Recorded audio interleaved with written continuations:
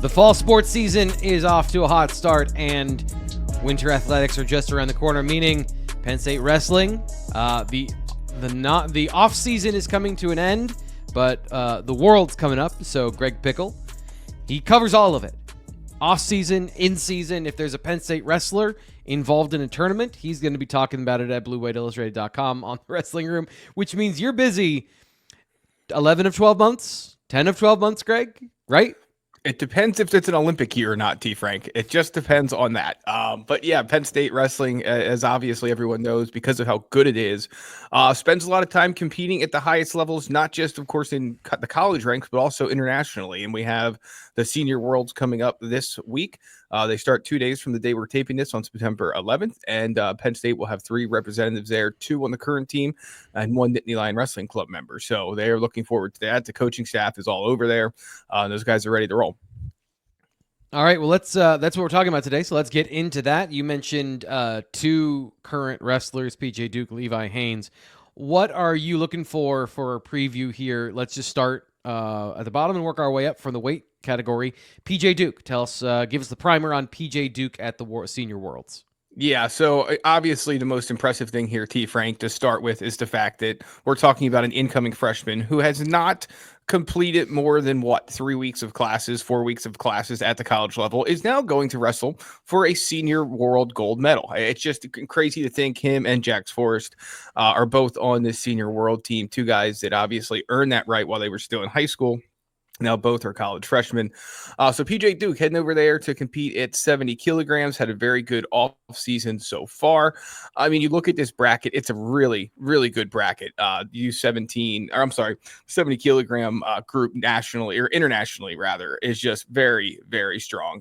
So what are the goals here for PJ Duke? Obviously, he's going there to try and win a gold medal. I think that for a number of reasons, the experience and the previous results of the guys in the 70 kilogram bracket, to the fact that he is, again, an 18-year-old kid who's going to be wrestling some guys much older than him. I think obviously a lot of that stuff will work against him.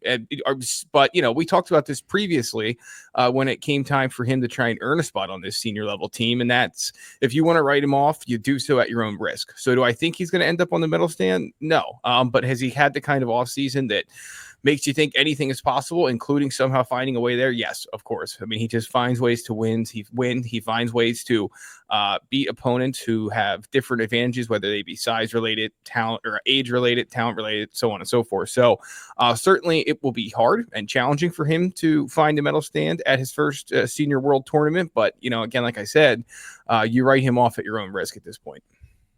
Yeah, and it'll be interesting to see how all of that plays out, given where he is mentally as well. Like, as you just mentioned, starting college.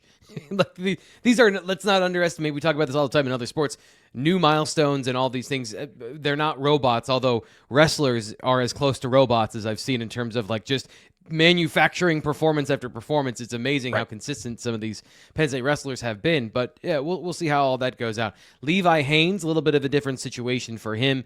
Second up here, what about him this weekend? What are you looking at?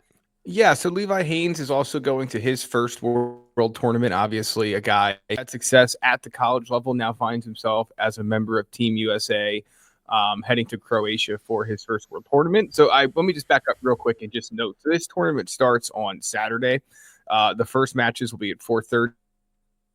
That will be PJ Duke's bracket and a couple others, but some other Team USA guys competing in. But in terms of the Penn State connections, PJ Duke's the first one on the mat. Qualification matches are Saturday morning. The semifinals would be Saturday, like kind of lunchtime-ish, a little bit before Penn State and Villanova meet on the football field. And then the medal matches for that weight class, 70 kilograms, are Sunday morning. So something to keep in mind there as you're planning your football weekend. If you want to follow these guys, it's going to be an early start every single day that these guys are on the mat. So Levi Haines is up next for Penn State, 79 kilograms. He goes into this tournament that will start for his group on Sunday morning. Same rhythm, if you will, with qualification matches very early. Semifinal matches at a reasonable time for most people on the East Coast, and then the finals will be on Monday, also at a pretty reasonable time for people on the East Coast, right around noon. So, I thought John Kozak from Flow made a great point here. It's kind of bracket dependent for him in terms of where he's going to end up finishing this tournament. There's like 3 or 4 very competitive, accomplished wrestlers in this weight class. And if you end up on the side with one of them and you only got to beat one of them to get to the finals, obviously you don't need to be a rocket scientist or a wrestling expert or the biggest sports fan on earth to say that, yeah, if you end up with 1 instead of 3 on your side of the bracket, you're going to have an easier path in theory to reach the final. So we'll see when the draw comes out later this week where he ends up. We'll cover that over at bluewhiteillustrated.com inside the wrestling room forum when they draw those and we get a feel for where he's going to be. So do I think he hits the medal stand? I'm going to say probably not, but I will give him the benefit of the doubt based on what he's done. I think that, wrestling for third, certainly a possibility. Obviously, the repechage and how that works plays a factor in whether or not he would get pulled back in should he lose prior to the finals, of course. But I'm going to say, again, probably not hitting the medal stand, Levi Haines, but certainly there's a path there. It just depends how that draw works out. Again, if he ends up on the wrong side of the draw, it really will impact his chances significantly. Right. Kyle Snyder, last one here to talk about, part of the Nittany Lion Wrestling Club. What's the outlook for Kyle Snyder at heavyweight, correct? Yeah. So no, there's actually one above them at 125. So he's going to wrestle at 97 kilograms. 9-time Olympic and a world medalist, obviously, is one of the favorites at this year's world tournament.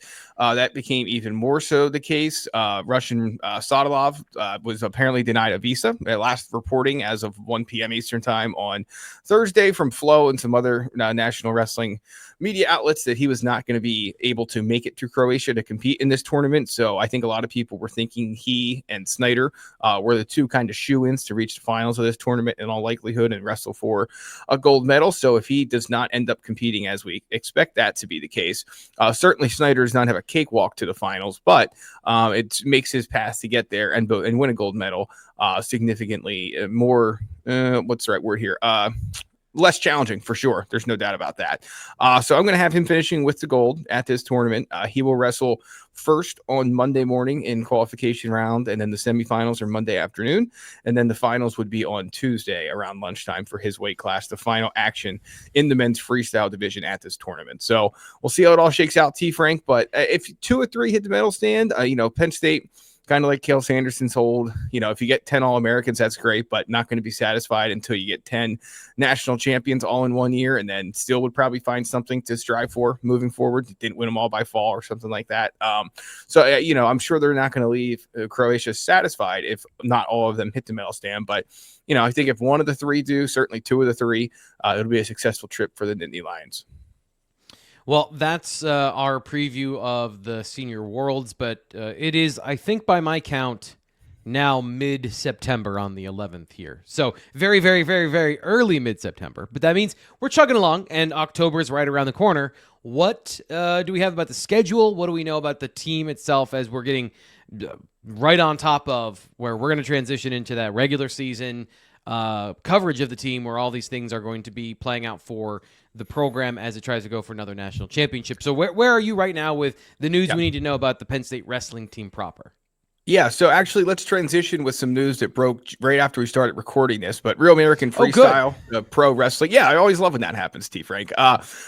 Usually it happens right after we finish recording, so I'll take it in this rhythm at this point. Real American Freestyle, the pro wrestling league that held its first event in Cleveland at the end of August, has previously announced that it was coming to Penn State later this year for its second card. So that Saturday was on a Saturday, and it was originally supposed to be the Saturday of the Penn State Indiana game, which obviously I think that was probably had some folks worried that you would get a 3:30 or even nighttime kick for that contest, and then try and have all the football fans over at Beaver Stadium and where they park and blah, blah, blah, and then try and have this big wrestling event at Rec Hall. So Real American Freestyle, very I don't want to say under the radar because they put out a nice splashy graphic, but they did not announce the date change. They just changed the date. So that's now going to be October 25th at Rec Hall, which is obviously a Penn State football bye week. Makes you wonder, T. Frank, why it wasn't on that weekend to begin with. But at any rate, so that's going to be in State College on October 25th. And the reason I said it was a good segue is because Kyle Snyder is the first match announced for that card. He's going to take on former Michigan wrestler Mason Paris in a match on the RAF2 card. I would assume that they're going to compete at 97 kilograms. We'll have to wait and see. They don't have a weight listed here, but that would be my guess, or maybe something a little bit bigger than that. So that's the first match. More news coming on that, of course, as we get closer to October 25th. But do note, and we talked about it over on the Wrestling Room, that again, that date change is just new today as of September 11th. So keep that in mind. Ticket info is still not out. I'm sure that'll be coming here in the near future as well. Moving to the Penn State wrestling team, T. Frank, here's what we know as of today. So Oklahoma's coming to State College on November 14th. Penn State is going to Drexel on December 5th. And it will be at Wyoming on December 13th. Also think it'll go back to the Army Black Knight Invitational. That's almost become the, I don't want to call it the blue-white game for the wrestling team, but kind of similar. That's late November, Sunday, November 23rd. I'd expect Penn State to be back there. And then we're still waiting on their home and away Big Ten dual schedules. They'll have Ohio State, Nebraska, Indiana, and Rutgers at home, and then Iowa, Maryland, Michigan, and Northwestern. Penn State will wrestle those schools on the road. So that's what we know at this point. As always is the case, we're piecing together Penn State's schedule by looking around the internet for schools that have posted their schedule. That includes Penn State, and there's a lot of them that we've tracked over on the Wrestling Room forum at BlueWhiteIllustrated.com that do not have Penn State on their schedule, which means at some point we're going to find process of elimination. A whole bunch of them. Right. Yeah. Going to find a whole bunch of them at once. So stay tuned for that. More schedule news to come. Obviously, I would assume Penn State will have definitely Ohio State and probably also Nebraska at the Bryce Jordan Center this year, just depending on how the schedule falls. Keep in mind that they obviously have to work around men's basketball, women's basketball, and other events, concerts, and whatnot that take place in the VJC. So time will tell. But that's where we're at on the schedule front. And again, it will be wrestling season before we know it, T. Frank. Greg Pickle, the world's foremost Penn State wrestling schedule detective, out there scouring media packets, websites, making calls, going in back alleys, trying to get information about what you want to know with Penn State wrestling and their ability to, and his ability to get you at the right date so you can plan accordingly. Greg, thank you as always for a great show. We'll be back next time to talk about more Penn State wrestling conversation right here on the Blue White Illustrated YouTube channel. I'm Thomas Frank Carr for Greg Pickle. We'll talk to you then.